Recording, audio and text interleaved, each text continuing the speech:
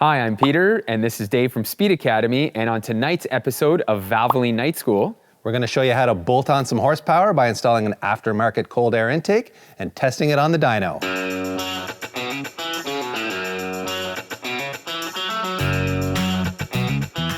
This is our 2005 Ford Mustang GT, and as you can see, it's still equipped with the factory intake system.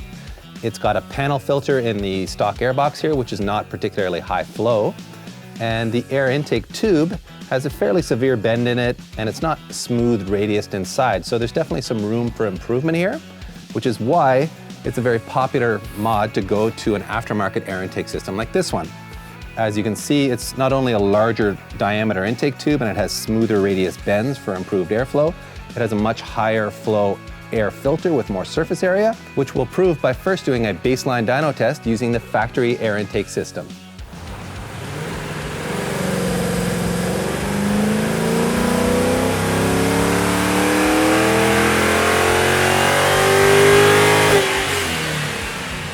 with the baseline pull done, we've made 286 peak horsepower and 323 foot-pounds of torque.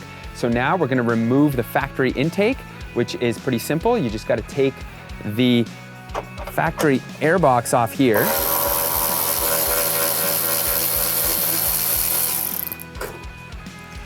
We're also gonna go ahead and loosen a bunch of the intake tubing.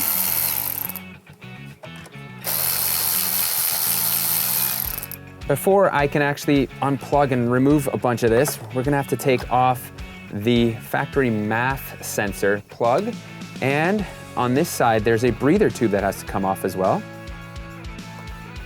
With all that unplugged, it really is that simple.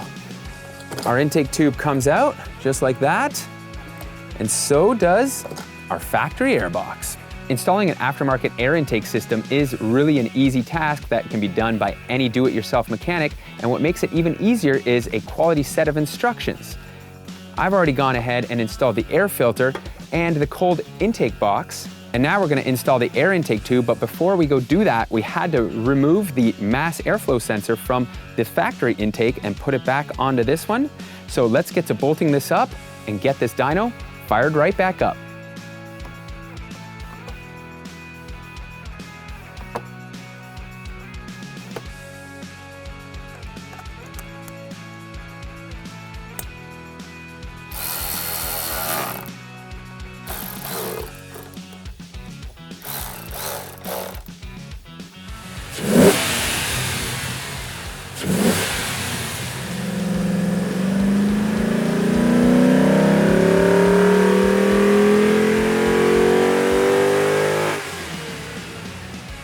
Bam, just like that.